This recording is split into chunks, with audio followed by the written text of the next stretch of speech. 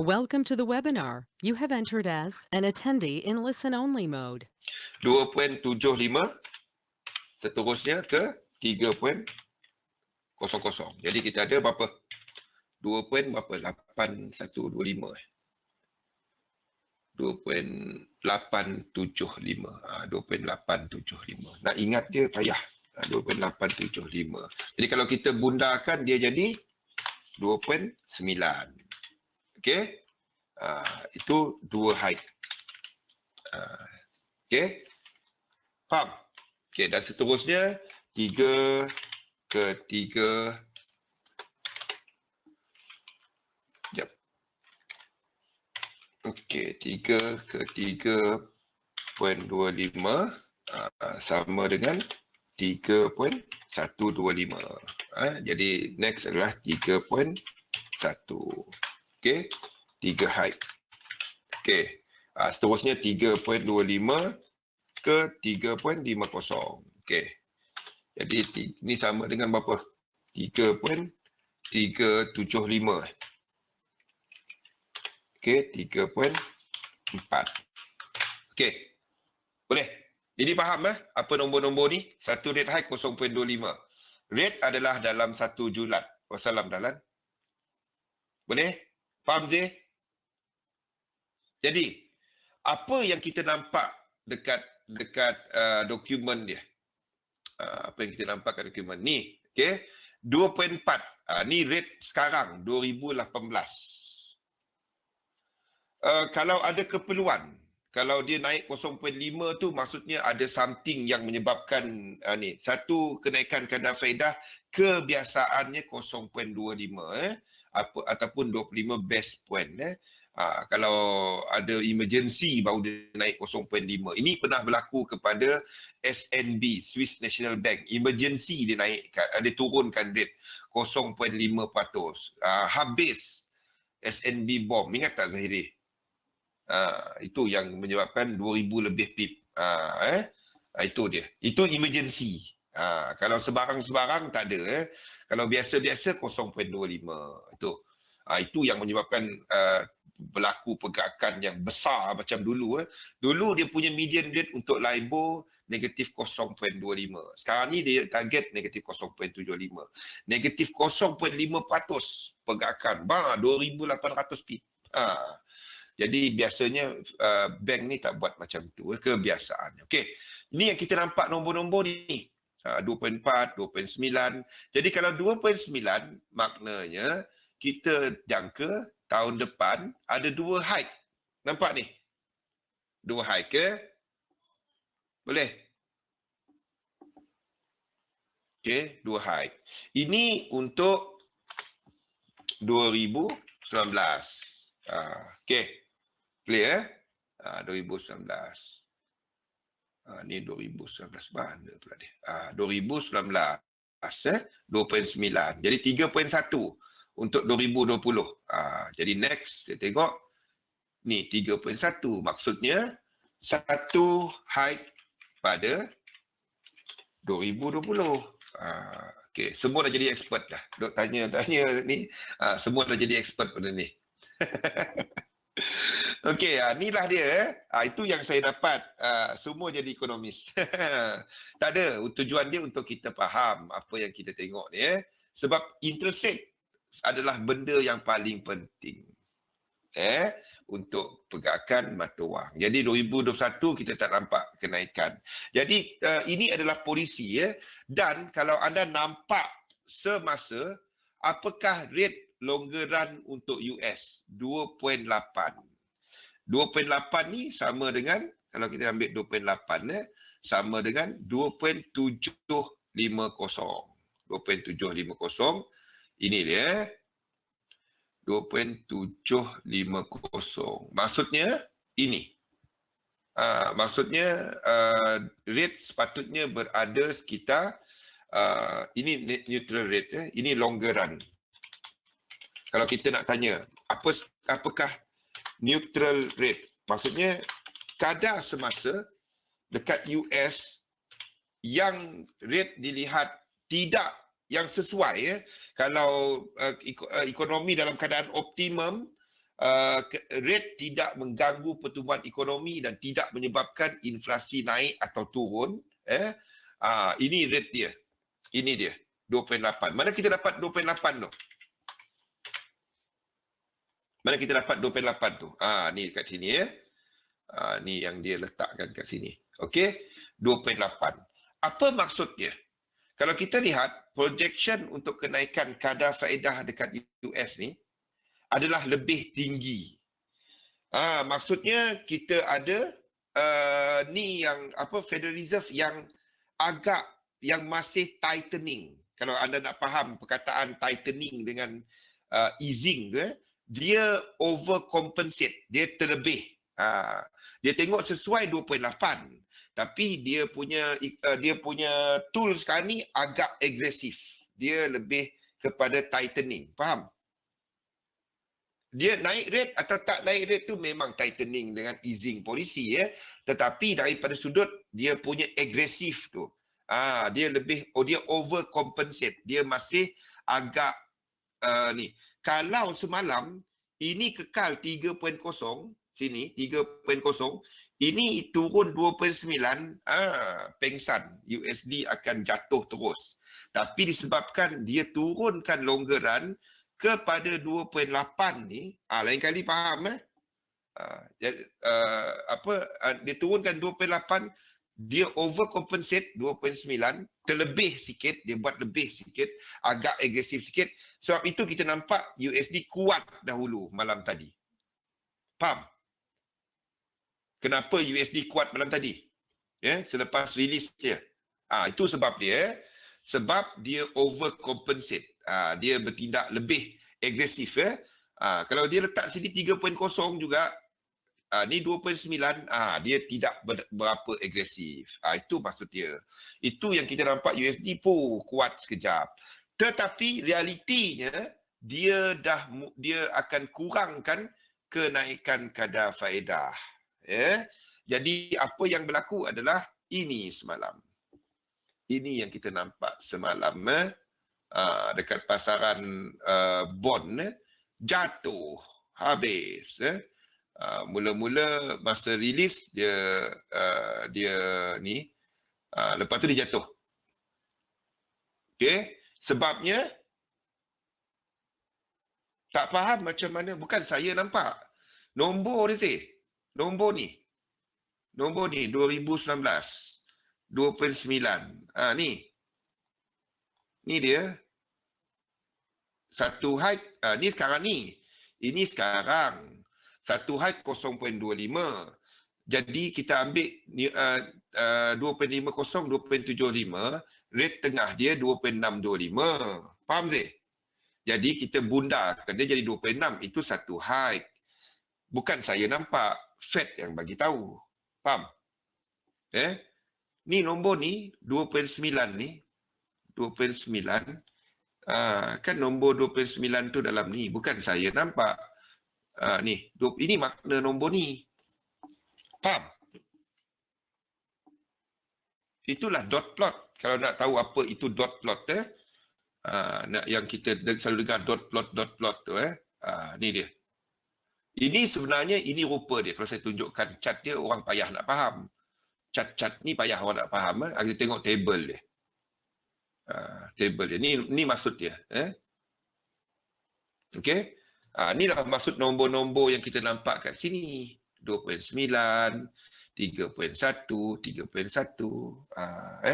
Ini cara kira dia. Ni dia. Satu rate hike. Dan nampaknya, Federal Reserve adalah overcompensate. Kita ada 2.8, jadi market paling banyak pun yang kita nampak adalah mungkin satu rate dia tahun depan. Sebab neutral rate dia ada 2.8. Kita tak nampak lagi pada waktu ni. Jadi ni dia 2.8. Itu neutral rate dia. Jadi pada waktu ni Federal Reserve agak overcompensate. Dia buat lebih. Sebabnya keadaan ekonomi dijangka masih masih agak okey, ekonomi masih agak kuat seperti yang Jerome Powell bagi tahu semalam, ekonomi US masih kekal kukuh, dan Fed masih meneruskan langkah tightening dengan menaikkan kadar faedah ni. Itulah yang dia sebut semalam. Inilah maksudnya kalau nak faham nombor-nombor ni. Okey, ada yang ini yang saya maksudkan, ada yang mengundi, ada yang mengundi lebih, ini undian satu-satu, ada untuk 2018 dia orang secara unanimous pada sini satu rate hike, dan lain-lain ni yang belakang-belakang ni. Okey, kita ambil dia punya projection path inilah dia. Jadi senang nak tengok table. Instead of anda tengok benda ni takut payah orang nak faham, tengok table ni. Jadi dia punya nature longer run, ramai yang melihat pada sekitar 3%. Itu dia. Jadi ramai yang melihat pada sekitar 3 ni. Jadi agak overcompensate lah dia menaikkan kadar faedah dengan itu yang kita nampak USD kuat dulu, tapi realiti dia kurangkan jumlah hike. Sebelum ni kita ada jumlah hike 3 kali tapi jadi 2 kali. Dan satu hike 4 kali kalau kita campur dengan ni, campur sini 3 campur 1 jadi 4 kali, tapi cuma 2 1 2020. Ni dia. Dan tidak ada kenaikan kadar faedah pada 2021. Kekal. Sama. Itu dia. Faham itulah makna dia. Okey, jadi apa kita nak buat dengan USD ni? Kenaikan kadar faedah mempengaruhi pasaran cash. Pasaran cash pasaran cash dan juga pasaran hutang. Bila anda tengok penggunaan perkataan cash market, cash market tu bukannya currency market. Cash market tu adalah short term market yang dia punya macam fixed deposit, faham? Fixed deposit, kita ada US treasuries bill, kita ada futures market yang expired dekat-dekat, yang kurang daripada setahun. Itu adalah cash market. Kalau anda baca perkataan cash market. Dan disebabkan projection tadi adalah untuk 2 tahun, dan yang terbaru ni kita tengok dia dah mula tunjukkan yang terbaru. Kita dah masuk 2019. Ini bulan 12. Jadi rate ni bukannya untuk 2018, dia untuk ni 2019. Jadi kita ada 1 2.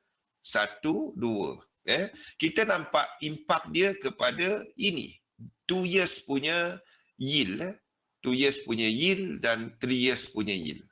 Nampak beza dia. 2 years lebih tinggi, 2.658, dan ini 2.633. Ini pula 2.639 lah, dah naik sikit. Kita ada pasaran yang ini menunjukkan curve macam ni tau. Kalau kita lihat dia punya ni, itu menunjukkan curve macam ni.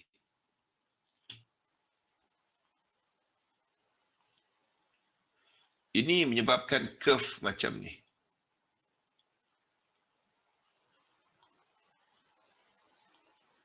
Okey. Ini menyebabkan something yang kita panggil yield curve lah. Yang macam ni. Okey. Apa maksud benda ni? Maksud dia macam ni. Kalau bond tu hutang, cash market tu banyaknya pasaran hutang, kredit market yang rendah, tempoh rendah. Maksudnya pasaran bimbang untuk bagi bagi hutang jangka panjang. Kenapa pasaran bimbang? Sebab pasaran melihat bahawa peningkatan daripada sudut risiko, growth tidak menaik, inflasi tidak menaik, sedangkan pada masa yang sama Federal Reserve menaikkan kadar faedah. Dia dah pau banyak pula. Jadi apa yang berlaku adalah market lebih berminat kepada bila kita bimbang pada satu, kita akan kalau nak bagi hutang, kalau orang nak bagi hutang, orang tak beli hutang yang lama-lama. Dia pergi yang sekejap-sekejap. Ini tumpuan kepada yang shorter term, 2 tahun dan ke bawah. 2 tahun dan ke bawah. Apa-apa yang panjang daripada 2 tahun tu market tak berapa minat. Sebabnya risiko dia tinggi. Jadi market lebih berminat kepada yang shorter term. Itu menyebabkan yield untuk yang shorter term ni meningkat. Yang longer term market tak tengok. Dan itu menyebabkan kita ada skewed, dia panggil skewed punya curve, di mana ini adalah salah satu daripada indikator kepada recession, kemerosotan ekonomi. Dan itulah yang kita nampak dekat pasaran saham. Ini berlaku semalam. Ini kalau kita nak tengok pasaran saham. Ni kita tengok dekat Dow. Instead of bila kita tengok kepada yang value ni, kita tengok kepada Dow. Kalau kita tengok kepada spekulatif, ada tengok kepada S&P 500 dan juga Nasdaq. Okey. Dalam sikit lah. Dah last ni. Sekejap. Ini yang kita nampak berlaku semalam. Tunjuk chart ni orang tak faham. Okey. Ni yang kita nampak berlaku semalam. Apabila pasaran tu menjangkakan bahawa Fed menaikkan kadar faedah dan selepas tu betul-betul naikkan kadar faedah. Biarpun terdapat rebound sikit. Ingat. Ini hari sebelum. Market ni, dia bukannya trade hari tu. Nampak ni? Pasaran ni hari sebelum. Dia shortkan orang keluar daripada market. Dan semalam pun kita masih ada lebih negatif. Tapi terdapat sedikit rebound. Ingat magic figure tandakan dalam Dow anda. Magic figure dia adalah 2,400 ni.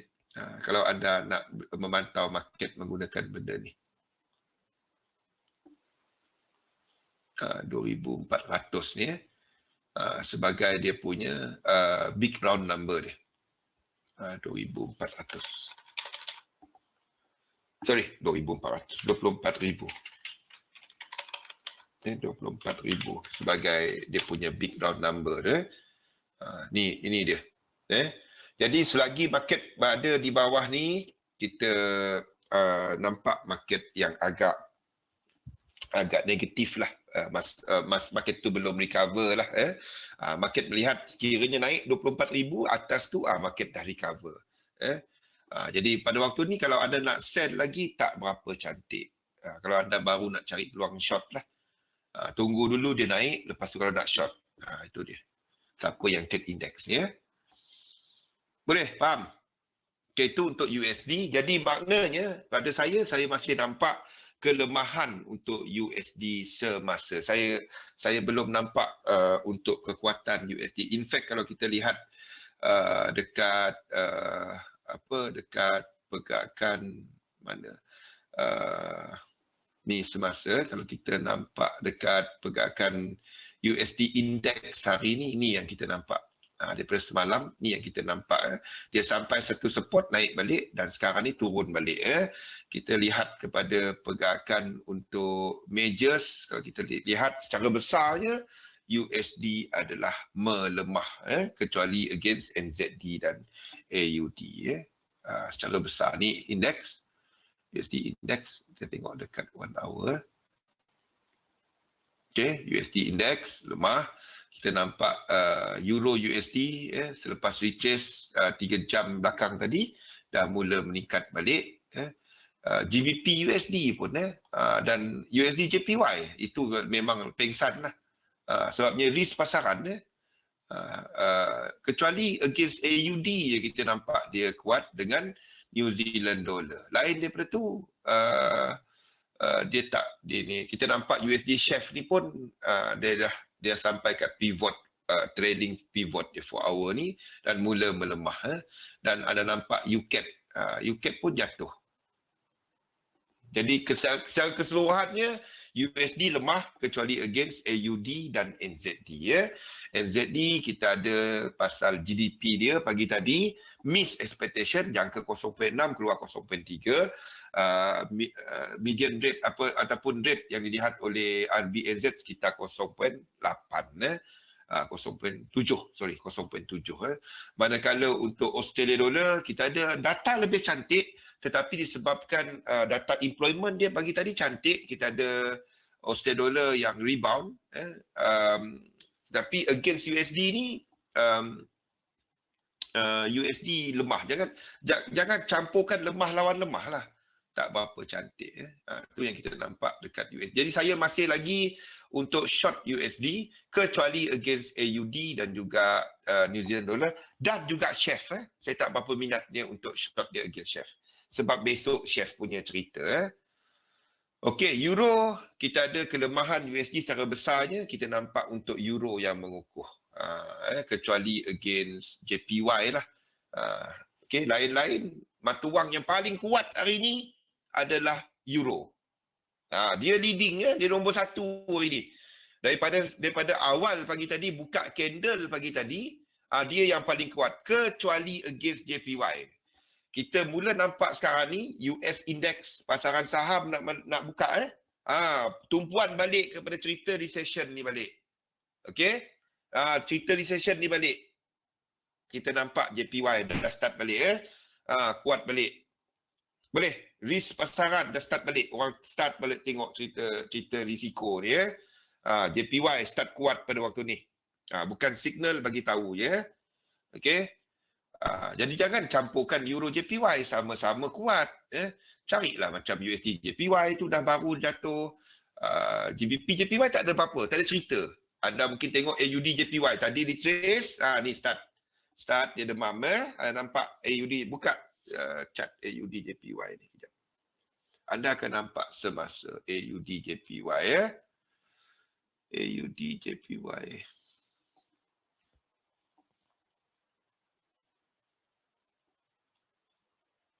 Okey, ni dah mula ni. Okey, dah mula. Dia retrace, lepas tu dah mula jatuh balik. Okey. Kita akan sebabnya dekat emerging markets, dekat negara-negara membangun. Kita tengok ringgit lah. Susah sangat kita tengok ringgit. Senang cerita. New chart. Tengok ringgit. Pernah tengok chart ringgit? Kita tengok ringgit. USD MYR. Okey. Kita kena tukar kepada line chart. Okey, anda nampak ringgit ni antara mata wang euro NZD saya dah masuk lama dah sebelum tu. Okey. Tengok anda punya technical lah. Daripada sudut outlook dia cantik. Kita ada GDP yang melemah untuk New Zealand dollar, untuk New Zealand, tapi kuartal keempat jaga-jaga sikit kita dah nampak ada satu jangkaan yang lebih positif. Okey, euro lebih cantik. Kita nampak untuk ringgit ni dah mula melemah balik. Tadi dia kuat sekejap, lepas tu melemah balik pada waktu ni. Okey.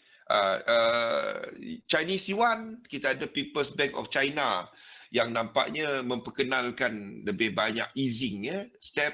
Kita ada usaha untuk meningkatkan kecairan pasaran, liquidity pasaran dengan pengeluaran lebih banyak bond oleh municipal yang dibenarkan untuk mengeluarkan. Pada awalnya kita akan ada kredit yang meningkat dan menyebabkan yuan ni akan lemah. Dan pada masa yang sama kita akan nampak AUD yang semakin lemah. Jadi pada waktu ni saya tak nampak. Kalau yang macam ni lah yang macam ni saya selalu tanya orang. Ada ramai trader dia suka untuk nak cari pucuk akar ni. Yes, memanglah teknik, tapi ini bukannya ni. Kalau kita nak tandakan, saya tunjuk kalau kita nak tandakan, ini kita punya marking kan.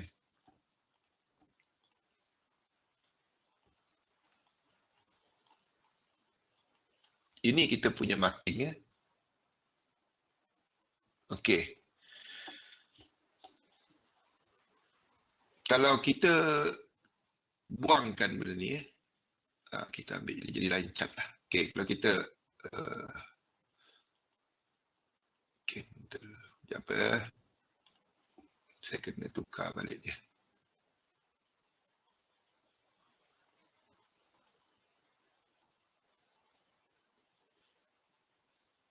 Sekejap indicator name macam mana nak buang dia.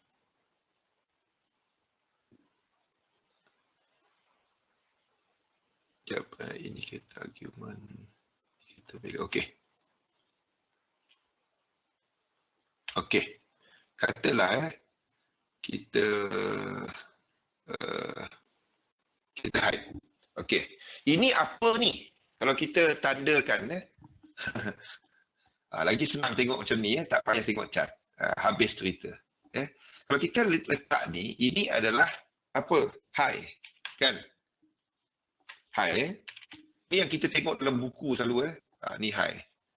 Okey, ini kita tandakan high. Ini adalah apa ni?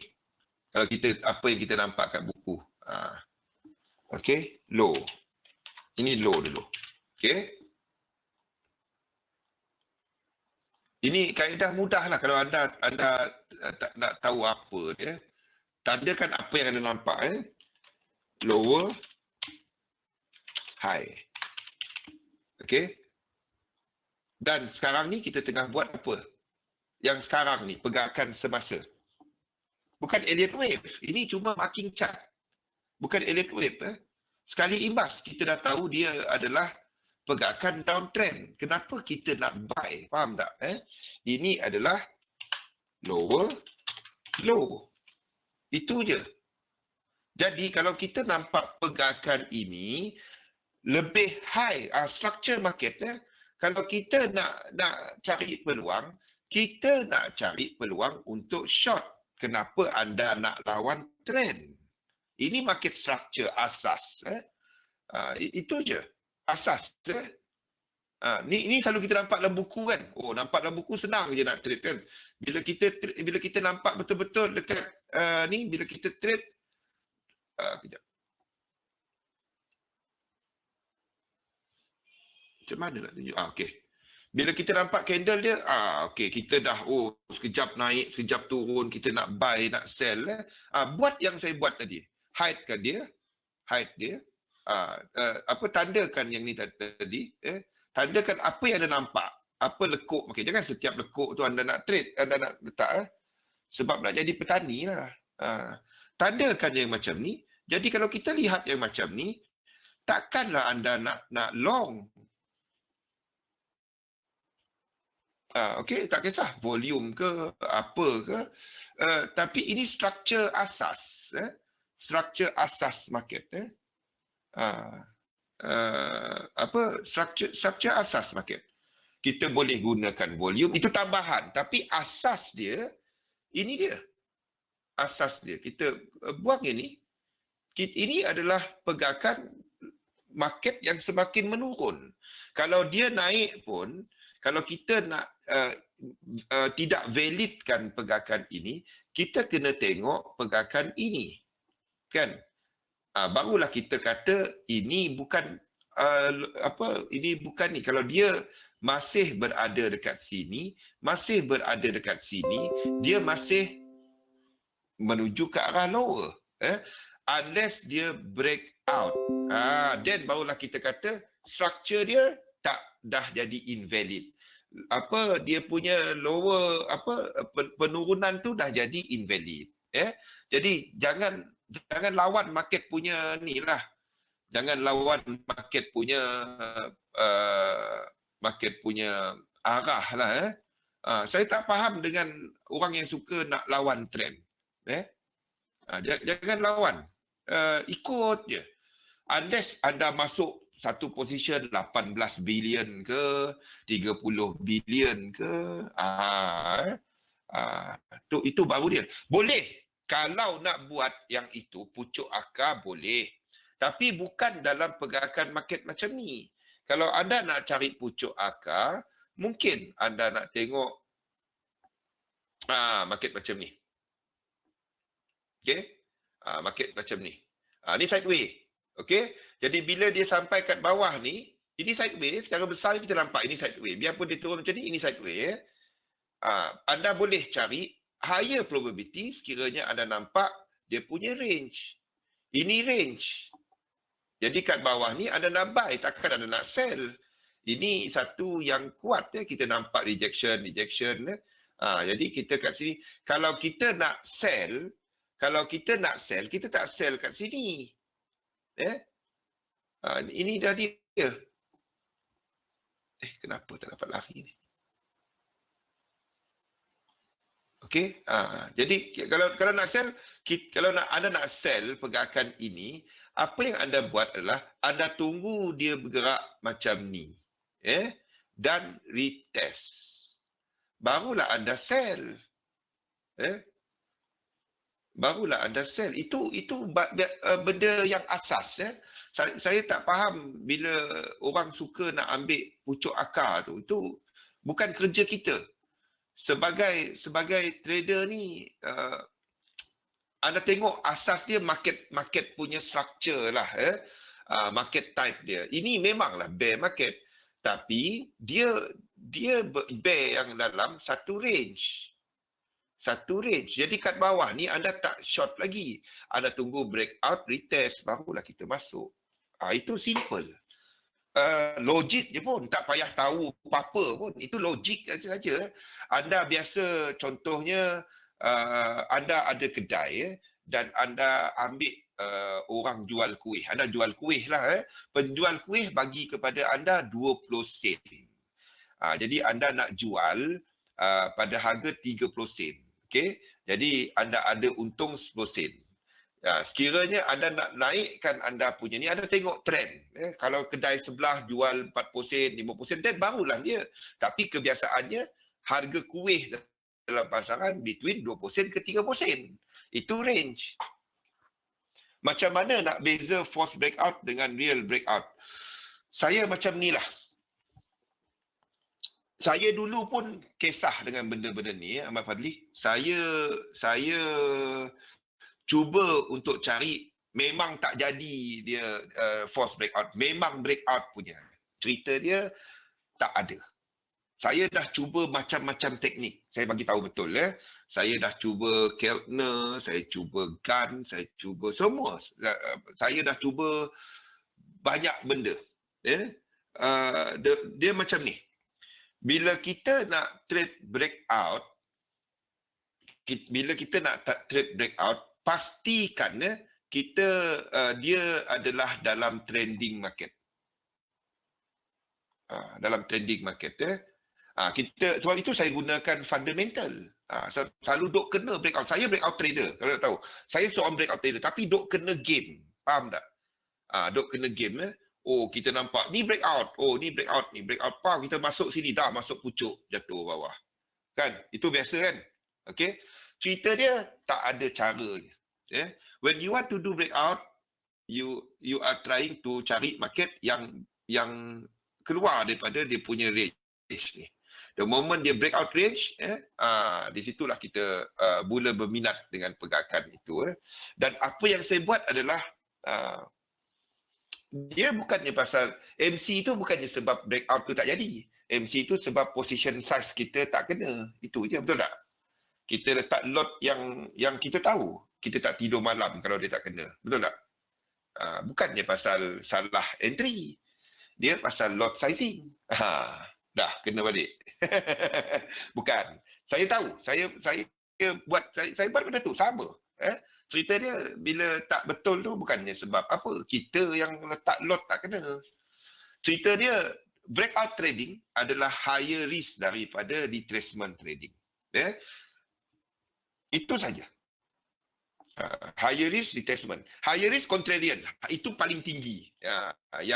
Jadi untuk turunkan kita punya risk ni, apa yang kita buat adalah kita tengok market type tu dahulu. Dengan teknik yang kena dengan kita. Saya breakout trader. Saya punya risk tinggi sikit daripada retracement trader. Dan apa saya nak buat adalah saya tunggu market yang ada trend macam ni. Kita nampak market ada trend, dan the moment dia break out, tu saya carilah dan saya tunggu dia retrace, tunggu tempat breakout dia, ataupun apa yang saya suka buat. Ni yang kita gabungkan malam ni, kita cerita dia juga. Bullet technique. Apa yang saya buat adalah, instead of masuk satu lot, satu sini, nampak dia, ini daripada ni dah trend, dia retrace, saya tak masuk retrace, saya tunggu dia breakout. Apa yang saya buat, the moment dia breakout, saya letak dia punya alert, instead of masuk satu, katalah satu lot saya nak masuk, saya pecahkan entry saya kepada 5 untuk satu business idea ni, dan saya masuk satu dulu, cari peluang, dia breakout lagi, masuk kedua, dia terus masuk. Saya pecahkan entry saya kepada few entries. Kita keluar dengar institution macam bank kena MC, tak ada. Kalau bank tu MC, tak ada. 100 bank kena tutup, 80 bank, cuma 20 bank je, tak ada. Bank, the core business is not trading, Terence. Core business bank adalah kepada loan. Faham? Loan.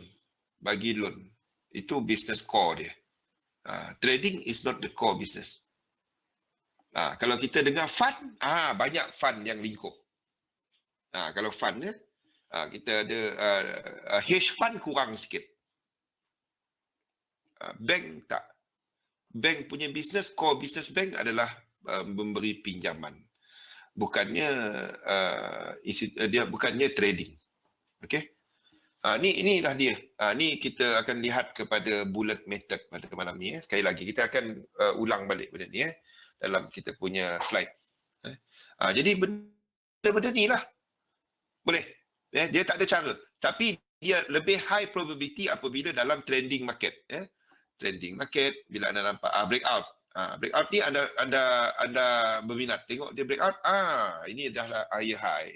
Dan anda cari peluang. Apa yang sekiranya, apa yang saya buat, ini katalah primary chart saya H1. Ini berlaku. Dan saya pergi kat lower time frame.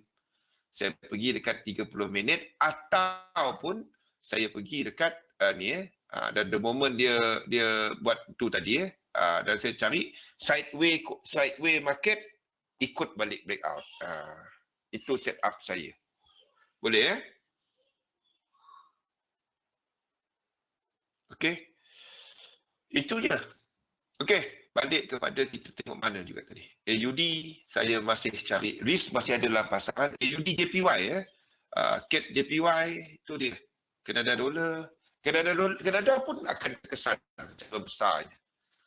Dengan sentimen negatif dalam pasaran. Chef, kita ada sentimen negatif, chef lemah. Sebab apa? Besok pukul 2 petang, jangan lupa. Pukul 2 petang start tengok, 2, 3 petang balik sepanjang Jumaat tu, baca Yasin dulu. Bukan untuk akaun anda, hari Jumaat. Itu je. Bukan baca Yasin untuk akaun. Tengok apa pergerakan chef. Sekiranya dia terus lemah, kita tahu kerajaan dia tak terima apa yang dituntut oleh pihak European Union. Sama macam NAFTA tu esok penentu dia. European Commission dah bagi tahu, kau tak ikut cakap aku, kita tak ada deal. Kau tak boleh bisnes kita punya security.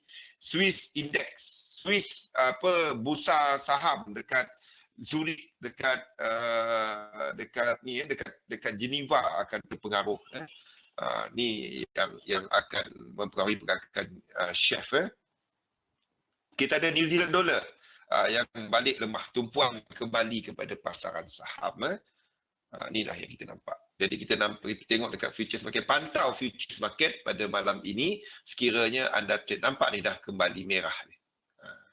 Tadi positif kan? Dah tak cantik. Anda tengok Dow ni. Ni malam nantilah. Okey.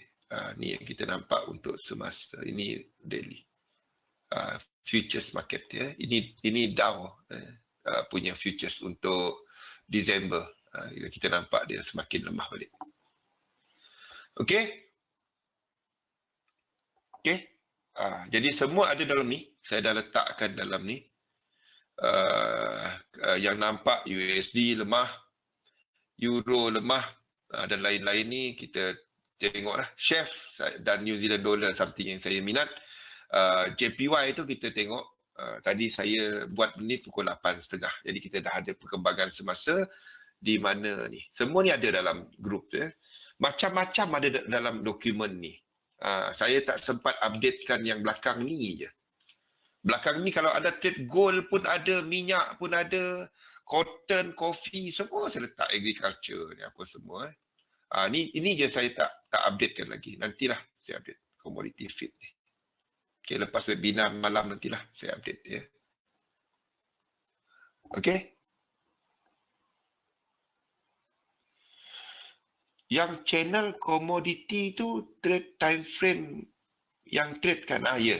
Guna dekat channel commodity tu apa? Yang regression trend channel, RTC ya? Regression trend. Itu cuma tool. Itu cuma tool saja. Kalau tak pandai pakai itu, anda boleh pakai equidiversion. Macam-macam ada. Pitchfork. Semua ada ni. Fibo channel. Channel itu cuma channel. Macam-macam ada. Anda nak pakai regression trend, parallel channel, ini pun boleh.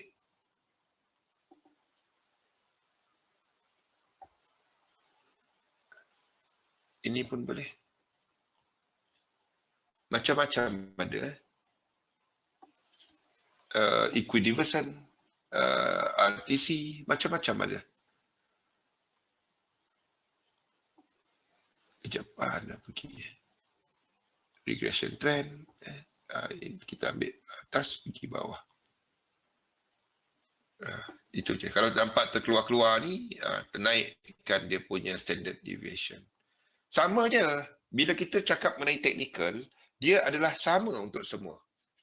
Sebab tu saya galakkan guna technical. Anda try dekat saham. Sama je. Cumanya market type. Adakah dia ni? Kalau kita gunakan channel, dia sesuai untuk market trending. Jangan guna market sideway. Market sideway tu try gunakan Bollinger Band. Bollinger Band cantik untuk untuk market yang sideway. Kita nak guna something dia panggil mean reversion.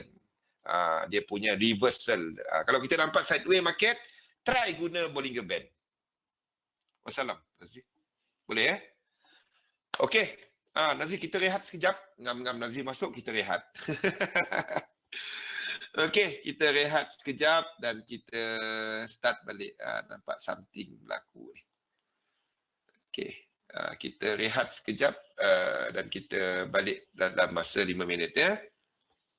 Okey, kita start balik dalam 5 minit lagi. Assalamualaikum warahmatullahi wabarakatuh. Rehat dulu Nazri.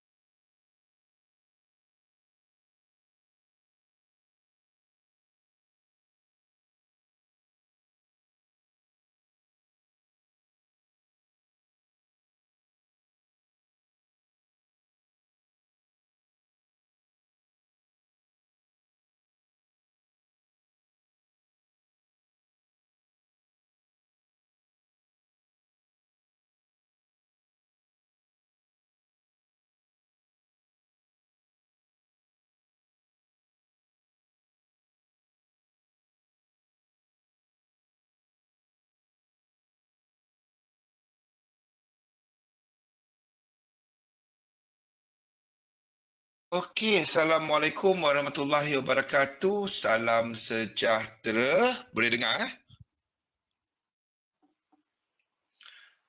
Okey. Okey, terima kasih. Sebentar tadi kita baru saja ada data ADP Kanada yang keluar lebih tinggi daripada sebelum. Uh, Kejap ya. Okey, jadi kita ada data ADP Kanada sebentar tadi. Ini sama dengan apa yang US punya ADP itulah. Lebih keluar lebih tinggi, tidak mempunyai kesan besar kepada pergerakan pasaran. Wholesale sale dia lebih tinggi daripada jangkaan. Dan unemployment claim US lebih rendah daripada jangkaan pasaran. Biarpun begitu, dia lebih tinggi daripada sebelumnya. Jadi agak neutral sikit data. Ini adalah weekly, ya. Jadi dia tidak mempunyai kesan yang besar kepada market. Ya. Yang saya suka tengok kalau nak tahu adalah data ini. Leading index. Dia tak market moving. Ya. Sebabnya komponen-komponen dia dah dikeluarkan untuk ni. Jadi dia adalah satu indeks. Dia dicampur-campur data-data. Dan ini kita boleh tahu apakah hala tuju ekonomi. Ini yang orang nak gunakan untuk nak melihat direction of the economy kalau nak tahu. Okay, Conference Board punya leading index. Ni something yang saya suka guna untuk analisa secara makro. Siapa yang position trade, anda boleh lihat kepada ini. Conference Board. Anda klik kat sini, anda tengok dia ada untuk Europe, dia ada untuk Germany, dia ada untuk Brazil, Australia, dia semua ada. Jadi tengok Conference Board Leading Index ni. Okay. Economic cycle. Okey, sekali lagi kita ulang. USD secara besarnya adalah lemah. Euro adalah kukuh pada semasa. JPY kita nampak reaksi pada ke arah ke arah New York Stock Exchange Open mengukuh. GBP tak ke mana. Bank of England mengekalkan kadar faedah. Tapi esok sekiranya tidak ada apa-apa cerita, saya akan cari peluang untuk short GBP. Australia dollar secara besarnya sentimen adalah lebih lemah. Kanada dollar pun sama. Chef adalah lemah esok. Jangan lupa pukul 2 besok. New Zealand dollar adalah mata wang yang paling lemah. GDP dia miss expectation pagi tadi. Okey, jadi kita masuk kepada topik kita yang terakhir untuk tahun ini, untuk pusingan kali ini. Jadi ini adalah topik yang ke-20 dalam siri webinar kita dan kita akan rangkumkan secara ni. Saya akan pergi lebih cepat. Saya nak anda tanya soalan. Ni masa dia untuk anda tanya soalan-soalan mengenai apa yang kita dah rangkumkan. Jadi bentuklah sistem dagangan anda. Dagangan ni, kita trading ni, kita melabur. Kita melabur dan kita dagangkan. Jadi bila kita lihat sistem dagangan, ia macam orang yang bekerja dengan kita. Liza, dia adalah orang macam orang bekerja dengan kita. Satu sistem, satu kedai kita yang kita buat dia, kita buat objektif kena ada, kena jelas. Sebelum nak sampai objektif, kita kena faham toleransi kita kepada risiko, apa kita nak capai. Macam kita berniaga apa-apa lain. Ramai yang trade sekarang ni, dia trade, duit letak cukup trade, macam tu je. Dia tak ada, dia cuba-cuba. Ini bukan bidang untuk anda cuba-cuba. Okay? Anda akan kena lipat dengan market. Faham maksud saya? Duk kena lipat, banyak kali kena lipat je lah.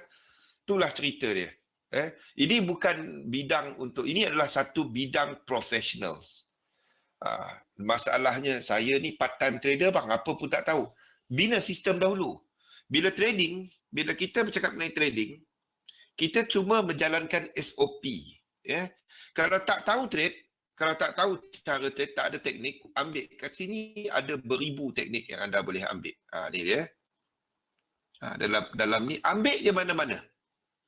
Semuanya bagus. Kalau tak pun anda pergi dahsyat. Tak jadi nak letak kat situ. Saya ambil kat Liza lah. Okey. Akar pucuk yalah. LBMA tu nampak banyak guna dia. Tandakan 3 hari belakang. Banyak guna dia. Okey. Market akan tengok level-level tu juga Zahiri. Okey, ambil banyak teknik yang tekan pattern forex strategy, apa banyak, entah berapa banyak teknik dalam ni. Semua bagus. Cari market untuk dia. Pin bar trading price action. Cari market untuk dia. Rule dia semua ada kat sini. Exit, cara enter, cara exit semua ada. Uh, uh, apa semua teknik-teknik semua ada dalam ni. Pilih yang saya bagi tadi. Ada pelbagai. Cerita dia buat SOP dia, buat yang macam kita buat tu. 0.01 micro lot. Buat dia. Tengok expectancy. Dah dapat yang bagus, then barulah kita trade macam biasa. Ikut objektif biasa. Dapatkan expectation dia. Itu asas dia. Zah, yang itu Zah. Buat yang itu. Jadi kita nak pakai satu benda tu, kita tahu performance dia. Jangan pakai benda orang punya performance, kita ingat macam kita trade macam hebat macam orang tu. Tak ada. Kita trade ikut cara kita. Itu dia. Dapatkan. Trading ni sebenarnya kita berlawan dengan diri kita. Psikologi. Itu dia. Ini adalah benda yang paling payah. Buat rekod. Itulah dia. Satu-satu dapatkan ekspektasi. Foremost is, Liza masih pakai apa? Masih pakai Ichimoku kan? Pakai Ichimoku kan? Pakai apa? Support resistance. Pakai apa sekarang ni? Okey. Apa-apa jugalah. Support resistance. Okey. Asas dia adalah kalau kita nak pakai support resistance, kalau kita tengok market structure. Kalau market tu sideways, atas resistance tu kita nak short, bawah tu kita nak long. Itu market sideways. Kalau kita jenis market yang tengah trending, kita cari untuk RBS SBR, resistance become support, support become resistance. Itu jadi SNR tu juga sifat dia bergantung kepada market structure, nampak tak? Okay? Jadi buat dia kepada market structure dulu. Emblem MERS, macam MERS. Ini orang profit banyak ni nak beli MERS. Nampak logo ni dia nak beli MERS lah. Withdraw, beli MERS. Jadi benda dia ni lah, dia ada 3 benda.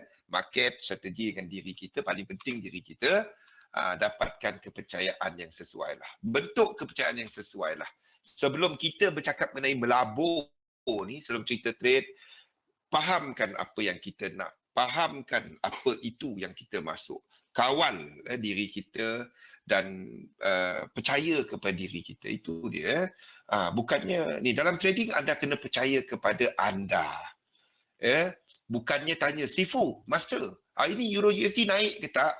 Dia keluar, kita tengah buy, dia tengah sell. Kita pula alamak, yang betul kat situ kita, bukan dia.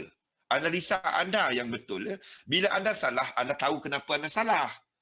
Bukannya main ikut orang. Sebab kalau main ikut orang, kalau dia tak betul, kita tak tahu sebab apa kita tak betul. Apa kita kata? Oh, Sifu tu tak pandai. Kita salahkan dia. Tapi kita tak tengok yang kita punya cara trade tadi. Itu dia. Faham? Cari trading style yang kena dengan diri kita. Buat top trader test ni. Kalau saya lah, saya ada satu grup saya, iaitu grup Confluence Technique CTFX. Dan anda boleh tanya, bagi siapa tak ada dalam grup tu, saya ini tak buka dah. Saya tak buka penyertaan kepada orang luar. Dah habis, dia tak buka dah. Yang orang dalam grup tu saya ambil masa bertahun. Antara yang lama ada dalam ni. Vincent ada dalam ni. Dia dah ikut saya sejak tahun 2014 kalau nak tahu.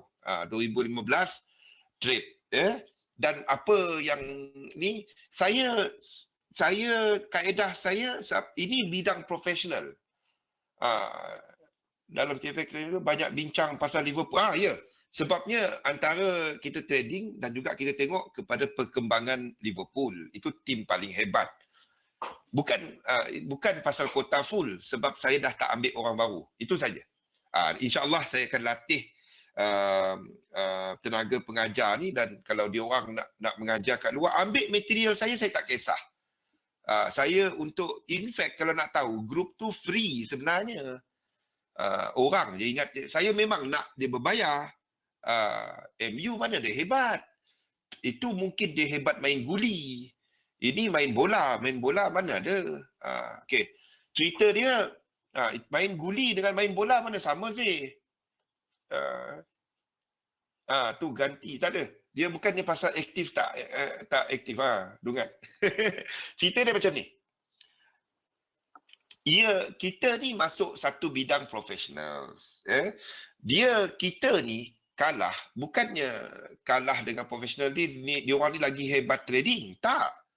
Apa yang membezakan kita dengan profesional trader, kalau nak tahu?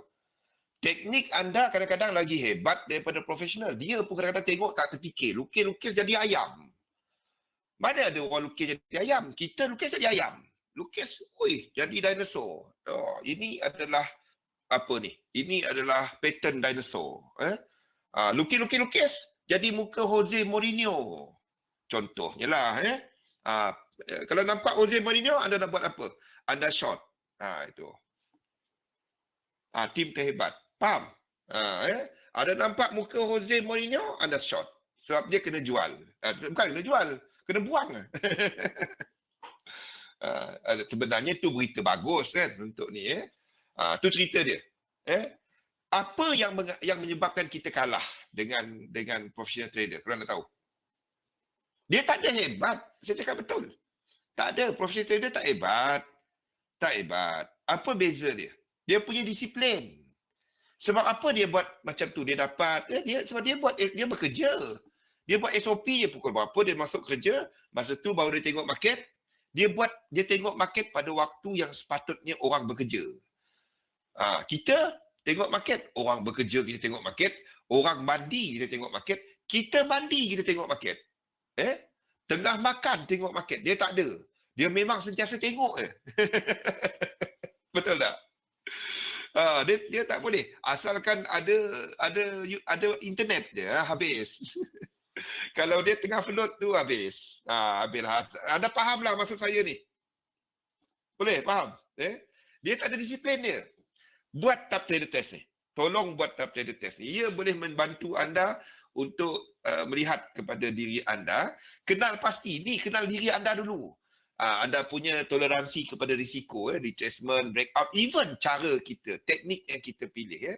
Kalau anda jenis yang tak tahan dengan loss, anda trade retracement. Anda jenis yang okey, kadang-kadang kena lipat dengan market, breakout. Tapi kalau anda jenis tahan kena lipat pun tak apa. Nanti akan untung. Contrarian. Ketiga-tiga ni, dia mempunyai probability yang besar dekat retracement. Syarat dia kena trade dekat market dia. Okay. Tengok masa anda intraday swing position. Jangan trading tu ganggu masa anda. Dah lah bekerja, balik rumah, ada keluarga. Lepas tu trade habis. Anda cuba untuk scalping. Tak apa, 5 minit je. Masuk sekejap je. Kalau boleh nampak tak dinding kat sekarang, di dinding tu. Try entak kuat sikit kat dinding kepala tu. Entak kuat sikit. Kata sekejap je. Dah lah bekerja. Dah tak ada masa. Dia cuba untuk scalp. Habis. Kan? Tahu masa saya. Mana ada sekejap. 2 jam, 3 jam kita depan chart tu. Kata sekejap. Dah lah float. Dah. 5 jam dia masih kaku. Nak MC je tu. Dah berpeluh. Tahu? Faham maksud saya? Cerita biasa. Jadi kalau anda tak ada masa, masuk yang panjang. Masuk time frame besar. Bukan pasal modal. Yang dah tahu modal 100. Dia buka standard account. Mana kena? Dekat XM ada ultra low tu. Masuk ultra low account. Sama standard dengan micro. Ada 2. Pilih. Okay? Ketahui objektif sistem anda lah. Apa untung anda nak, drawdown yang anda... Drawdown tak boleh lebih daripada gain. Tak boleh. Kalau anda buat benda terbalik, itu tak kena lah. Gain, buat benda yang masuk akal. Yang anda boleh confident bagi tahu orang. 5%, 10%, itu masuk akal. Masuk akal. Saya hari ni ada rakan, lama tak call. Ni saya cerita betul lah. Bukan nak mengumpat. Tapi ini cuma contoh. Dia tak call saya 2 tahun dah tak call. Petang, pagi, pagi tadi pukul 10. 11 pagi tadi. Dia cerita betul ni. Dah lama tak call. Dia nak pinjam duit. Okey. Saya okey kalau dia pinjam duit. Cerita dia, the moment dia sebut benda, dah lah 2 tahun tak ada bunyi, dia cakap macam ni. Okey. Zul. Ni call lama tak kau ada cerita ni. Apa dia? Ada emergency sikit nak pinjam duit. Berapa? RM2,000. Saya okey nak pinjamkan duit RM2,000 dengan dia. Tak kisah. Tapi the moment dia sebut benda ni. Nanti aku bayar. Minggu depan aku bayar. Aku bayar kau RM3,000. The moment dia sebut benda tu, saya dah terus handbrake. Dah lah lama tak jumpa, kita tak tahu keadaan kewangan dia. Kalau RM2,000, dia nak bayar RM2,000, okey lagi. RM2,100, okey lagi, masuk akal. Tapi dia cakap RM3,000. Saya pun 50% tu. Tak payah entry dapat 50%. Nampak? Macam lepas tu kalau saya bagi, kawan tak jadi kawan dah. Dia bukan trader lah. Bukan anda, bukan dalam ni, tak ada. Kawan Vincent. Malas nak sebut siapa. Vincent kenal lah dia. Lama tak call, tiba-tiba call. Itu something. Kena fikir. Yang saya pun, gain 50% dalam seminggu, ini something wrong ni. Nampak? Sama. Buat objektif yang kena. Drawdown drawdown separuh. Bukan kucing, miri. Vincent, miri. Never mind lah. Okey. Jadi benda macam ni lah. Buat benda yang masuk akal lah. Drawdown yang separuh. Jangan lebih daripada separuh kita punya gain. Barulah kita sentiasa jahat dengan market. Bila market tak bagi duit, kita kecil. Bila market bagi duit, kita besar. Itu je. Bila buat duit, lebih. Bila tak buat duit, kurang. Itu dia. Okay? Percentage limit, opportunity berapa kali trade, winning rate system. Pakai benda kita tahulah. Risk reward, quality entry tu, number of position yang kita pegang. Itu semua kena tahu dalam sistem kita.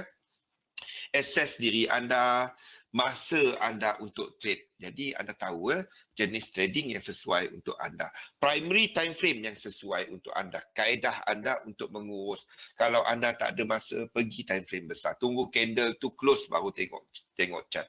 Candle tak close, tak ada tengok chart. Boleh. Jadi sebab tu kalau anda trade lebih shorter term, anda kena tengok chart selalu. Sebabnya candle tu duduk close. M5, 5 minit sekali close. Baru nak cerita price action. Ini candle yang tengah berjalan, tenung naik, tenung. Dulu mata sehat, sekarang mata dah lain, dah lari spek mata. Faham? Dah lari, dah satu ke kanan, satu ke kiri dah mata kita. Mahunya tak. Dah tengok candle up down.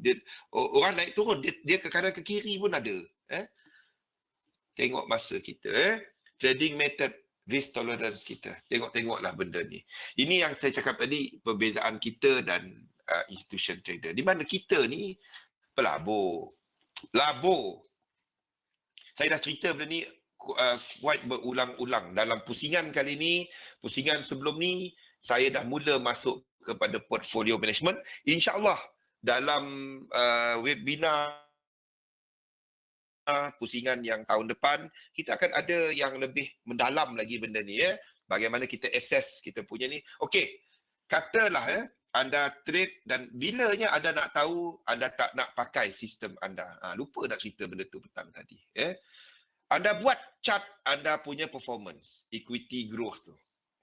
Buat lepas tu, guna Excel, boleh buat chart guna Excel. Ataupun anda buat chart anda lah, performance anda. Lepas tu, letakkan moving average 20. Kira lah, tahu kan kira moving average macam mana kan? close price tambah bagi 20. Dapatlah moving average. Sekiranya kena moving average, kalau MA 20 lah. Kalau kena moving average, anda tak pakai sistem tu dah. 20 ataupun 50 ataupun ni. Dia kena untuk jangka panjang lah. Okey? Fahamkan toleransi anda kepada risiko, makna duit yang anda dagangkan, apa objektif dia, jangka masa dia, capital yang kita pakai dan pengalaman anda sendiri. Fahamkan risiko yang kita ambil, bahagikan duit kita kepada anda punya toleransi kepada risiko. Jadi benda ni lah, try buat benda ni lah. Saya dah sebut a few time benda ni. Buat Nazir tadi ada ambil gambar. Okay. Saya dah tengok dalam grup. Thank you deh. Buatlah benda ni. Anda punya pelaburan ni. Buat benda ni. Tiap kali anda dapat income anda, income anda, bagikan terus. Ini asas dia. Kalau anda tak buat, anda withdraw pun tak guna. Itu saya kata. Anda withdraw serupa MC. Tak ada makna. Kenapa saya kata benda tu? Withdraw seumpama MC. Mana dia page layout? Ni withdraw pun umpama MC lah. Ni income anda. Sumber income anda. Income can be from active and passive. Ni income anda. Okay. Ini kita letak at shape above. Ush, jadi macam tu pula dia. Okey, tak apa. Okey, income anda boleh jadi sumber aktif dan juga pasif income anda. Lepas tu anda letakkanlah saving dulu. Saving, expenses. Terus bagi dia dan sebelum kat sini adalah investment. Okay, terus bagi dia. Anda terus rancang. Sekarang ini, ramai yang kata, bang, saya nak buat macam ni tapi tak dapat. Sebab belanja saya tinggi daripada income. Memang tak ada duit lebih. Inilah tujuan kita buat benda ni. Tengok balik expenses anda tu. Jenis-jenis yang benda yang anda belanjakan. Tengok balik apa yang anda belanjakan. Tengok balik. Benda-benda ni lah. Okay. Tengok balik apa yang anda belanja. Benda-benda seperti needs dan juga luxury. Needs ni terbagi kepada ni. Dan juga benda-benda luxury. Tengok balik. Apa yang jadi benda yang keperluan, apa benda yang mewah. Tengok balik belanja anda bulan-bulan. Katalah anda biasanya beli ni bagi isap rokok lah. Dah tahu Dunhill tu mahal, isap rokok John.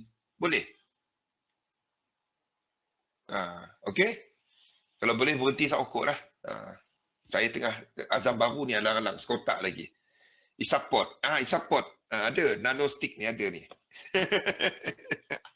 Tapi dia punya 50 mg pening kepala isap. 3-6 kali isap pening kepala. Kuat. Yang kopi tu. Okey. Jadi bagikanlah, start merancanglah. Kalau anda tak buat tu yang buat tak isap. Itu kuat sangat. Pening kepala aku saya.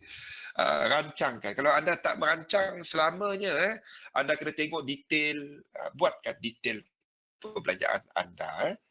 Buatkan dia untuk tahunan, dapatkan anda punya cat diri anda. Dapatkan cat diri anda. Start buat benda ni. Work on this thing. Apakah cat diri anda? Okay. Ni. Buat, kalau tak buat, dia akan selamanya lah yang kita buat sekarang. Kita bekerja untuk duit. Ni kita nak buat duit bekerja untuk kita. Inilah cara dia. Kita nak buat duit bekerja untuk kita. Buat cat diri anda. Selagi kita tak buat, selagi itulah kita akan bekerja untuk duit. Percayalah. Okay, buat chart diri anda. Kat mana where you stand now? Kat mana anda punya resistance line? Where, what is your apa?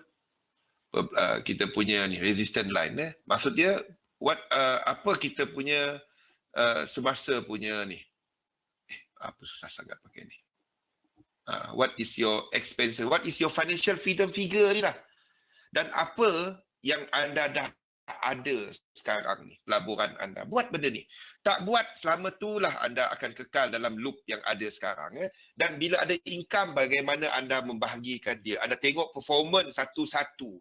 Fixed income, variable income. Contoh, fixed income ni adalah pendapatan tetap pelaburan anda, antaranya contohnya kalau anda ada fixed deposit, certificate of deposit, mungkin juga ASB, hampir tetap ASB, anda punya tabung haji dan lain-lain. Senaraikan benda-benda ni. Even EPF. Ini simpanan anda untuk ke depan. Rancangkan kesemuanya. Untuk anda pada satu umur anda nak bersara. Boleh tak? Kalau tak, selamanya lah bekerja. Anda perlu bekerja sebab tak dapat nak bersara. Dah nak pencen nanti pun anda fikir, habislah. Sekarang ni terima gaji RM5,000. Dah pencen nanti tinggal RM2,500. Tolak alarm tinggal RM2,000. Tak dapat nak maintain gaya hidup sekarang. Fikirkan benda-benda macam ni. Takkanlah selamanya nak trade. Boleh? Umur dah berusia, duduk tepi tangga masjid, Pak Imam, Euro USD ni buy ke sell? Dah sudah. Jadi fikirkan benda ni. Bukan saya kata dah berusia tu tak boleh trade. Apa yang saya maksudkan adalah mengenai kita punya perancangan ni lah. Kita kena rancangkan sampai umur berapa kita nak kita nak sampai kita punya financial freedom figure. Dia adalah melalui passive income. Sebab tu kalau nampak semua saya ni, anda tengok performance dia, nak kat mana anda letak duit. Bina trading portfolio anda, ketahui drawdown limit, income target serta ideal account size. Rekodkan, buat objektif yang jelas, ketahui financial freedom figure anda. Buat position sizing model. Ini asas dan ketahui ekspektansi untuk sistem anda. Ni benda-benda ni ada soalan setakat ni? Boleh ketahui ekspektansi sistem anda. Barulah kita trade tu dengan tenang sebab kita tahu over time ada masa rugi, ada masa untung. Jadi kita rekodkan dia. Okey? Dan buat dia punya ni, kalau dia jatuh, kita break even 0.1. 0.01. Dia moment dia 0.1 turun. Dia pergi negatif, tukar. Apa susah sangat. Jangan setia kepada teknik. Ramai trader setia kepada teknik. Bukan saya kata teknik tu tak bagus. Market tak kena dengan dia. Itu saja. Bukannya teknik tu dah tak bagus. Cikgu tu dah tak pandai. Bukan. Itu benda statik, market benda dinamik. Jadi ada masanya kita punya sistem tu jada banyak duit.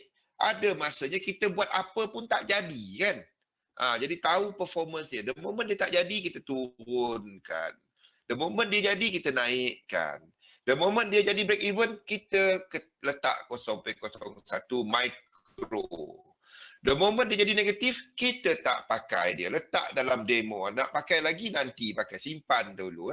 Kita test 30, cantik, letak balik. Itu je. Sebab itu, buat 2-3 sistem. Setiap sistem ada position sizing sendiri. Itu dia. Jadi kita kirakan ada punya position sizing yang ngam. Berapa size yang kita nak trade. Berapa dia. Dan gunakan kaedah compounding yang saya tunjuk ni. Lihat bukan hanya kepada equity, lihat kepada expectation. Kita tengah trade cantik, ada boleh trade banyak. Ini untuk single system dan single satu-satu. Ini kaedah asas untuk position sizing. Selain daripada tu, letakkan dia punya jumlah tu dan kira lot sesuai. Kena tahu stop loss kat mana lah. Kalau entry tak tahu stop loss kat mana, macam mana anda kira lot size? Itu saya pelik. Ramai yang letak lot size tapi tak tahu tempat keluar. Lepas tu dia kata ini low risk. Mana ada low risk? Itu tak ada risk, tak tahu risk. Bukan tak ada risk. Dia tak tahu risk. Stop loss tak ada. Dia main enter macam suka-suka. eh? Kalau anda seorang intraday trader, kalau siapa yang full time trader, ini boleh juga guna untuk position trader ataupun untuk swing trader. Anda kena tahu berapa jumlah position yang anda buka untuk satu hari, ataupun sekiranya anda swing trade untuk 1 bulan, position trade untuk 1 bulan, berapa kali anda trade.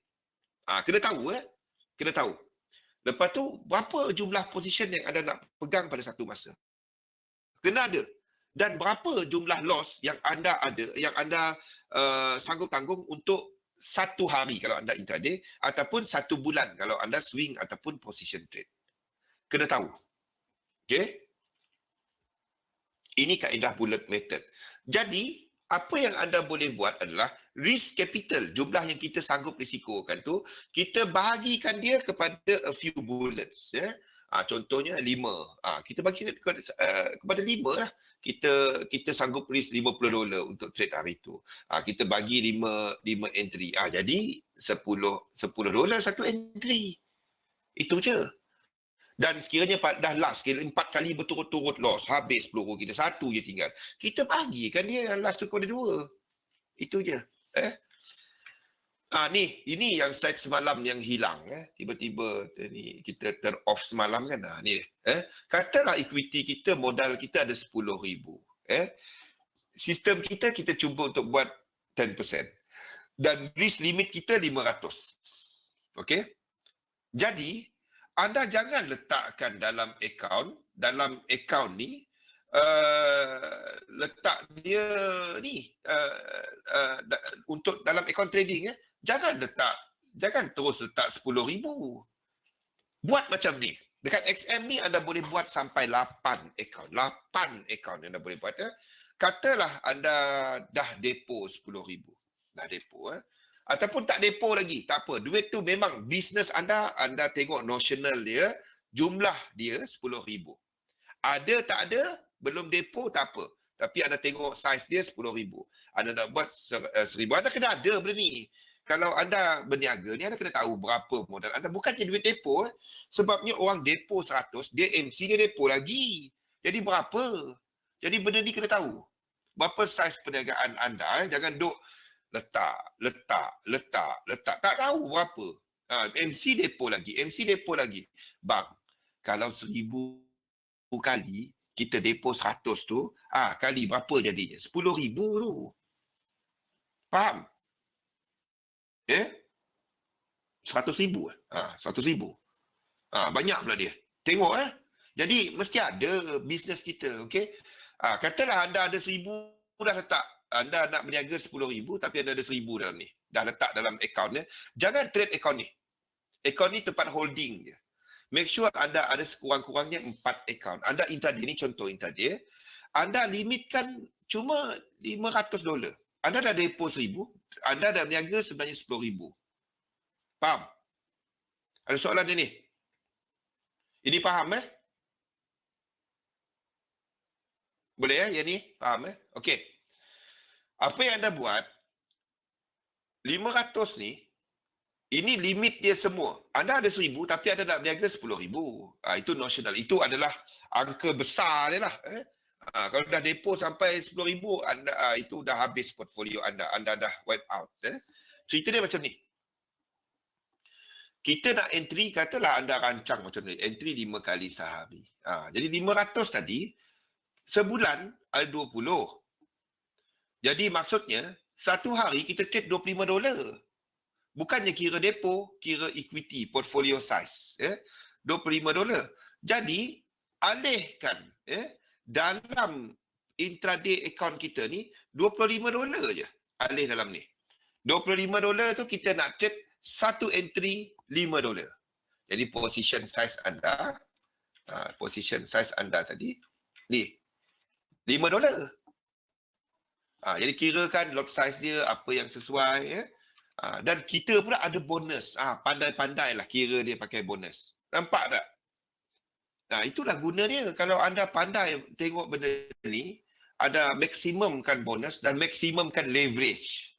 Jangan salah guna, tapi maksimumkan penggunaan dia. Alih ni $5 per trade, 4 kali trade loss, 1 kali trade bagi kepada 2. Loss tak apa. Jangan malam tu trade, besok tu trade. Tak apa, hari ni loss. Ada hari kedai rugi, ada hari kedai untung. Buat yang tu, faham yang tu je. Cerita dia katakanlah anda profit. $25 tu jadi $100. Jadi 125. Maksudnya anda dah ada profit $100.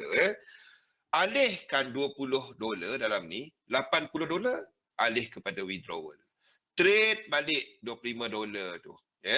Alihkan dalam portfolio anda $25 lagi. Jadi sekarang ni anda ada $50. Compound dia sekali. $50.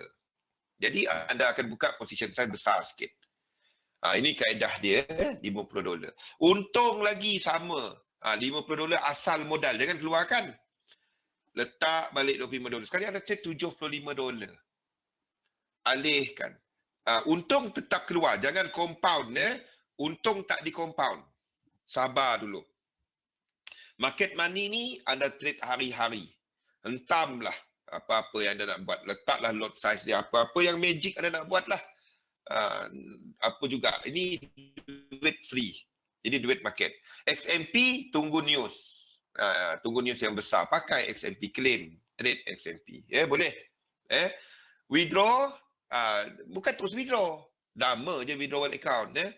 Ni untung hari keluarkan. Okey, keluarkan. Katalah anda tadi nak compound. Balik kepada cerita ni. 10,000, katalah 10%, kita dah buat 1,000. Katalah sampai 1,000. Berapa kali anda trade? Contohnya inilah 10 kali contoh. Sampai 1,000 anda dah masuk satu level ni anda akan besarkan dan seterusnya. Ni untuk yang asas tadi lah. Jadi anda akan besarkan. Jadi 11,000 anda punya anda punya target 1,100. Anda punya amount to lose 550. Jadi anda boleh tambah dia punya margin tu kalau dalam untung. Itu dia. Anda akan sentiasa tengok balik. Saya kalau cara ni saya buat sekali sebulan untuk tengok dia punya expectancy. Expectancy saya buat setiap hari, tetapi saya tengok kepada risk ni. Dan saya buat macam ni ya, simple. Keluarkan, bukannya compound, dia compound apabila cukup dah sebulan, dan saya tengok performance dia. Tengok expectancy, kira balik dia punya risk, dia punya apa semua ni. Kira balik. Boleh Dalan? Faham cara ni? Simple je. Jadi kita limitkan kita punya losses tu. Boleh Dalan? Cerita dia kita kawal. Simple je. Barulah kita tak hilang 10,000. Ini caranya kalau apa-apa jadi market, dia pergi yang biasanya kita ni yang berpeluh-peluh malam kan. Ada kan trade dengan kecil-kecil, nampak account 10,000, trade $5. Itu intraday sebab 5 kali entry. Tapi cerita dia kita buat benda logik. Cantik market, kita akan trade besar. Anda tak loss, anda akan compound anda punya 500 tadi. Itu dah memang anda set aside untuk risk ya. Keluarkan dia, jangan compound yang untung. Keluar. Market money, keluar market money. Rugi. Tambah lagi $25. Tiap-tiap hari kita letak $25 dalam ni. Untung tak untung kita letak. Kalau dah dalam ni ada 100, lot sizing untuk buka ni based on 100. 5 kali entry. Jadi bukannya kepada $5, jadi $20. Kita sambil tu compound yang dalam ni. Rugi, tak apa. $25 balik kecil balik. Itu je. Kaedah ni amat powerful tau. Try buat dia. Tak percaya, cuba buat dia. Tak tahu trade, buat dia. Buat simple, jaga duit je. Jaga duit je. Anda akan nampak wonders. Ni bukan bulan bintang, cerita dia anda kawal risiko. Anda akan dapati akaun anda bertahan. Akaun tak boleh rename kan? Macam mana nak rename? Rename apa, Dalan? Maksudnya rename macam mana? Tukar nama orang lain? Tak boleh. Anda boleh je buka anda satu nama. Anda boleh buka sampai 8 anda satu nama. Boleh boleh je additional account. Klik additional account dekat members area tu. Open additional account. Dan semua ni adalah kena satu nama dan satu email. Kalau tak, anda tak boleh internal transfer. Boleh? Syarat dia jangan withdraw untung tu keluarkan. Jangan trade yang untung ni dulu. Ujung bulan anda akan rebalance balik portfolio anda. Tengok balik apa anda nak buat. Kalau anda nak compound, anda compound. Kalau anda nak withdraw, anda tentukan berapa anda punya withdrawal yang anda nak. The account cuma numbers je kan, tak boleh rename portfolio. Tak boleh. Cuma nombor je. Bagilah, letaklah nombor dia, tuliskan. Okey. Kalau dah achieve, stop trade. Okey. Ini dia. Ini kalau soalan dah achieve. Ini adalah satu lagi kaedah untuk position sizing, iaitu 225. Ni, nampak kat bawah ni. Katalah kita dah achieve, kita punya target. Katalah kita target tadi 25% dalam ni. The moment anda achieve, anda akan turunkan lot sizing. Dan the moment anda sampai 25%, iaitu 2,500. Kalau teknik kita tadi, kita target 10% kan? Yang ini tadi kan? 10% kan? The moment akaun anda jadi 1,100 bulan itu, apa anda nak buat? Nasihat saya, anda turunkan lot sizing anda kepada separuh. Itu satu yang anda boleh buat. Nombor 2, kalau anda achieve awal, okey, nombor 2, anda cuma trade market money. Okey, ataupun ambil 5% daripada withdrawal anda, 5%. Tapi syarat dia, ini masuk dalam SOP.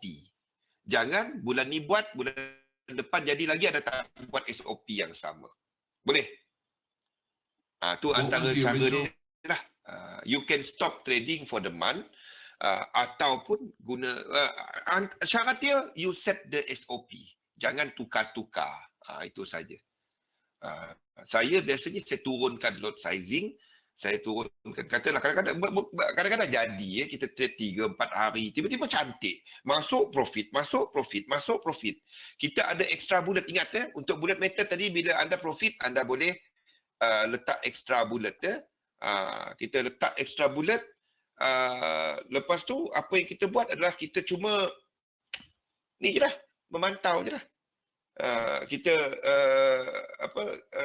capai 10% kita. Kata 3 hari trade. Kita nak trade sebulan, tiba-tiba 3 hari dah 10%. Itu kadang-kadang berlaku. Kadang-kadang 1 hari tu cantik masuk, pergi, masuk, pergi. Itu jadi, kadang-kadang jadi kan. Biarpun kita trade kecil-kecil, $5 satu trade, jadi $50. Itu jadi kadang-kadang. Kita manage market macam goal kita tadi. Saya ingat nak 2-3 hari, tapi hari ni dia jadi. Itu berlaku. Itu tak dapat, itu memang berlaku dalam market. Dan bila benda ni jadi, apa anda nak buat? Kadang-kadang apa yang selalu berlaku, kita bagi balik kepada market. Kita rugi balik. Rancangkan cara ni. The moment anda dah alihkan satu jumlah duit market yang anda nak gunakan. Jangan bagi balik profit anda bulan tu kepada market semua. Anda bagikan certain portion je. Not more than 25%. Not more than 25%. Ini sebenarnya sebahagian daripada benda ni. Mana pula dia? 25% lah. Itu adalah untuk yang dah dapat lah. 25%. Not more than that. 1/4 daripada untung anda. Sebabnya anda dah alih market money 20%. 5% daripada withdrawal. 5% je ambil balik. Jangan keluarkan. Katalah anda dah capai, anda ada 500 ni. Okey, anda nak trade 500. Kecil kan? Jadi 250. Ni dah habis. Katalah dah habis. Ini tak mungkin habis. Tapi kecilkan kepada $2.50. Itu salah satu cara lagi. Tapi kalau ada banyak, anda keluar, anda jangan gunakan ni. Anda gunakan yang daripada ni, 5%. 5% je. Trade dia, lepas tu stop. Bulan depan, trade lagi. Rehat-rehatlah, dah achieve target. Jangan over. Itu je. Yang selalunya kita talk over. Lepas tu merana balik. Ini ada dalam grup. Anda cuma letakkan jumlah-jumlah ini. Okay. Saya combinekan dividing fixed cash risk into bullets. Semua sistem yang kita ada kena work together untuk mencapai overall goal kita. Contohnya macam yang bagi siapa yang buat bagi siapa yang bagi siapa yang bekerja anda ada income gaji anda, ada ASB anda, ada trading anda, dan balik dia kepada kat mana anda punya investment fix dan juga saving anda, campur dua ni untuk nak capai goal anda iaitu financial freedom. Takut sehari dah ada, memang ada.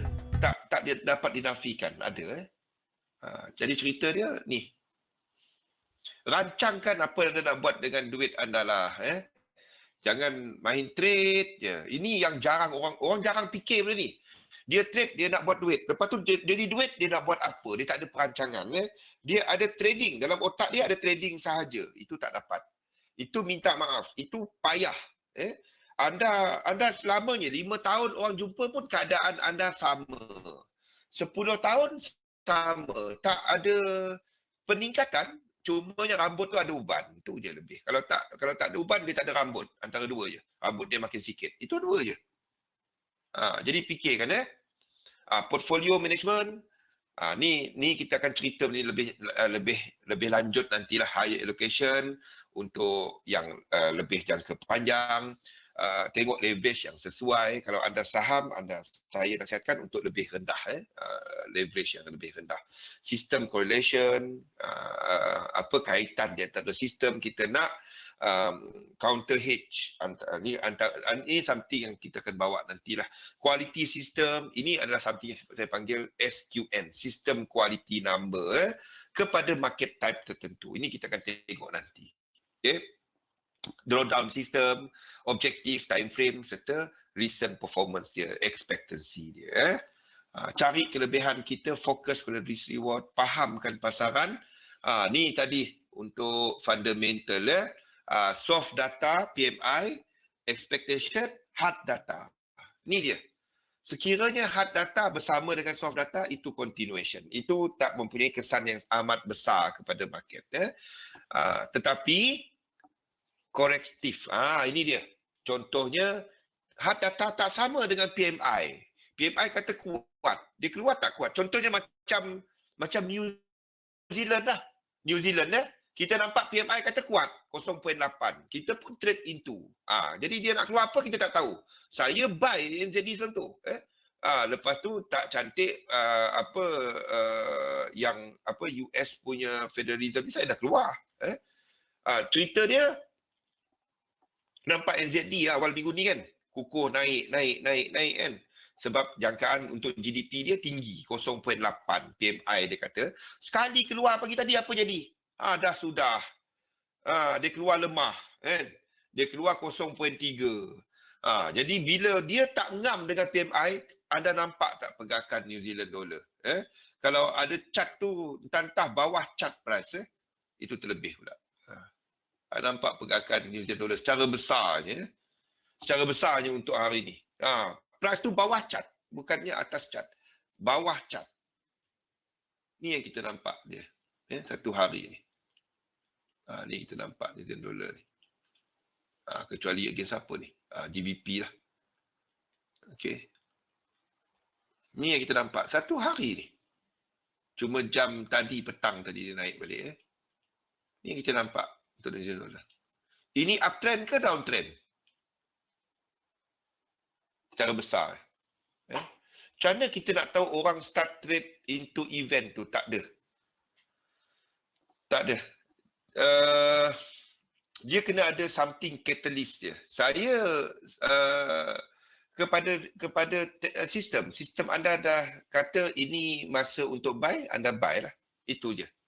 Kalau anda gunakan SNR lah. Itu teknik dia. Dia tak ada tahu, bank sebelah dah mula buy, kita buy, tak tahu. Tak ada ni. Kita cuma cari, kita punya idea, berdasarkan PMI tu kita nak buy dia. Okey.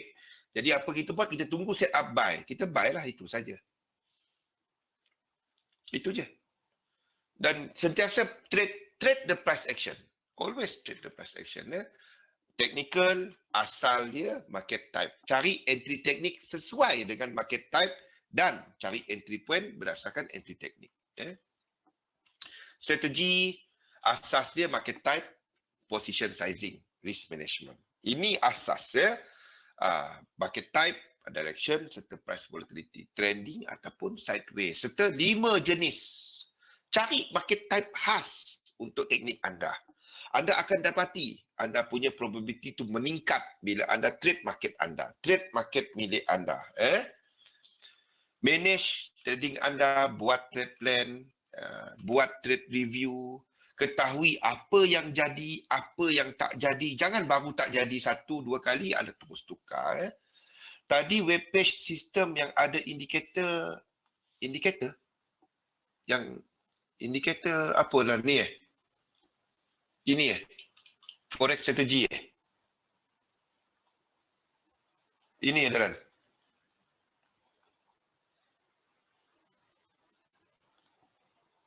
ni forex strategi dah.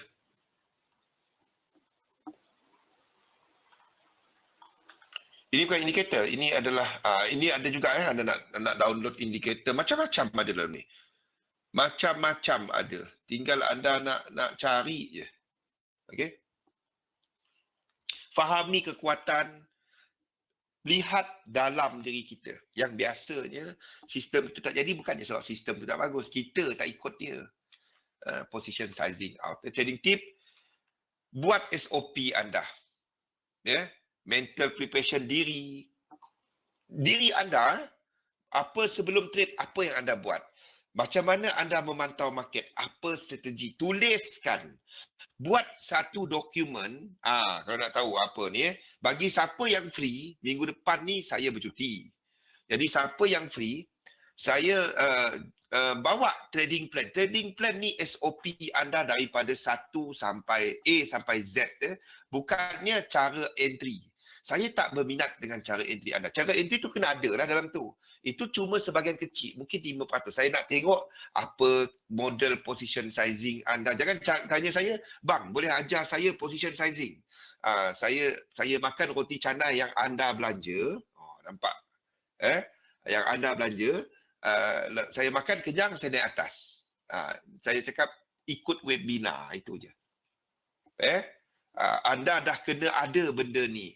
Apa langkah-langkah anda untuk anda melabur, apa fix anda, apa anda punya perancangan, apa expenses anda, bagaimana anda letak duit untuk trading, bagaimana anda mengurus, macam mana SOP anda untuk exit, bagaimana anda letakkan duit perancangan anda untuk position sizing. Itu saya sentiasa tekankan kepada position sizing. Bukannya, bang, macam ni enter, bang. Macam ni bull, macam ni bear. Itu saya YouTube pun ada. Itu tak. Dia cerita dia, SOP dia keseluruhan ni.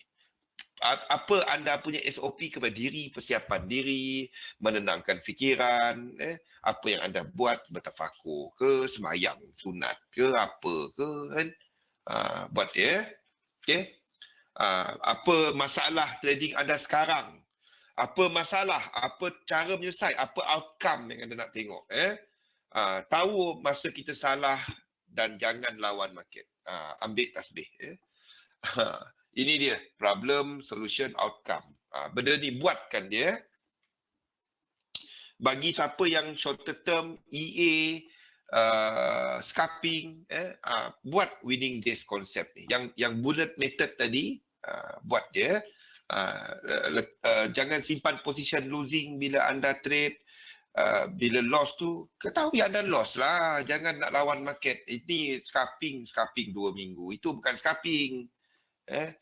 Buatkan, letak whiteboard kecil anda, letak, tulis hari ni berapa aku buat, winning, losing, rekodkan, letakkan dia. Anda nak lebih banyak biru daripada merah kat sini itu cara dia. Fahamkan market, yield, risk, liquidity, lihat value mata wang daripada sudut komersial. Itulah yield, risk, liquidity Yield, risk, liquidity serta mata wang dia. Okey. Sentiment indicator, ingat Chef JPY, Chef meningkat, JPY Chef JPY dua-duanya adalah sentiment sentiment currency lah.